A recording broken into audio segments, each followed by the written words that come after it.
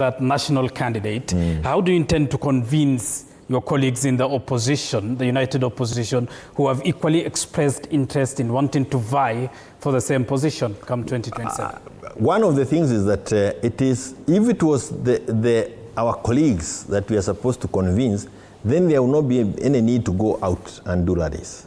We would be sitting with one another and arguing and the rest. But the fact that we are presenting ourselves to the public means, and it is clear, it is indicative that we understand, all of us, that the final decision will be made by the public.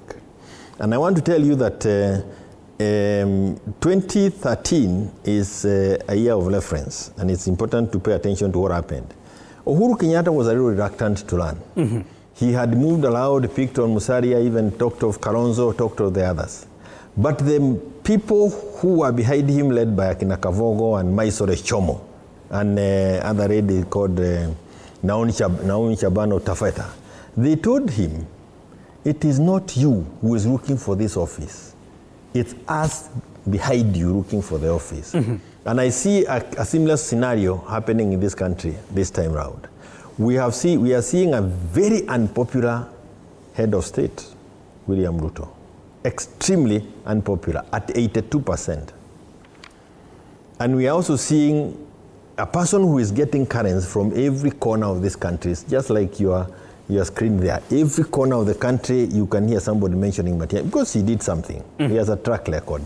So, and I believe if we do a little bit more, we should be able to tell Matiang'i, even as you walk into those boardrooms, remember, it is we Kenyans who are asking for you, not boardrooms. All right.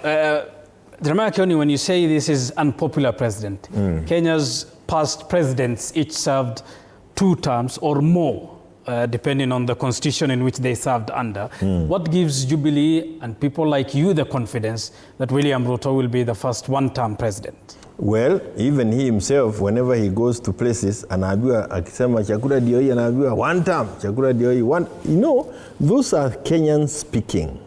And when they are speaking that way from all corners, Kericho, Bomet, Kisumu, wherever, you can tell. And you can also see from the demeanor. I have watched him, I don't know whether it was today or yesterday, he was talking about this mess.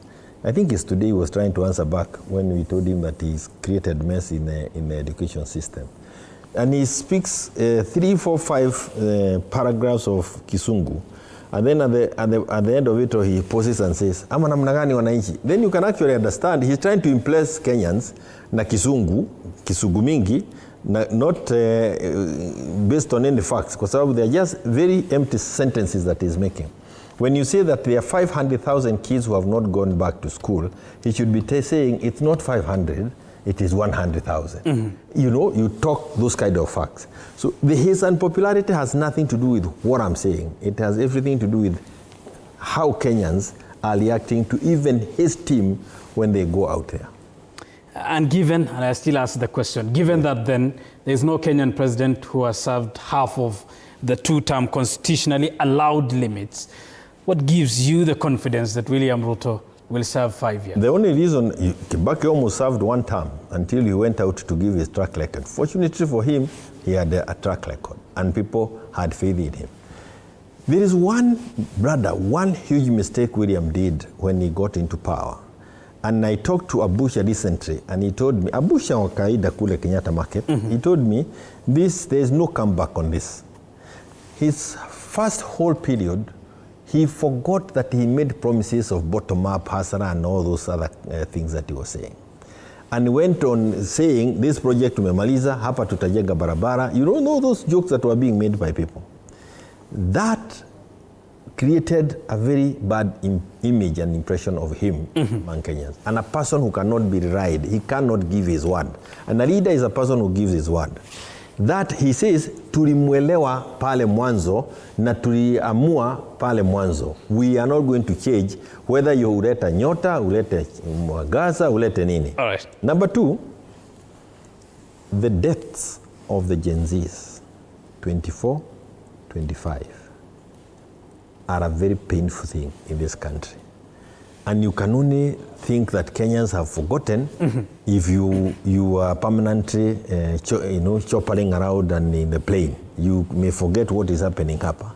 Wakenya bado wanauliza. And on top of that, look at what is happening now. Our children are being trafficked. Jeremiah Kioni, is it not the contradiction? They're being trafficked all over the world to fanya mambo ambayo hatuelewi.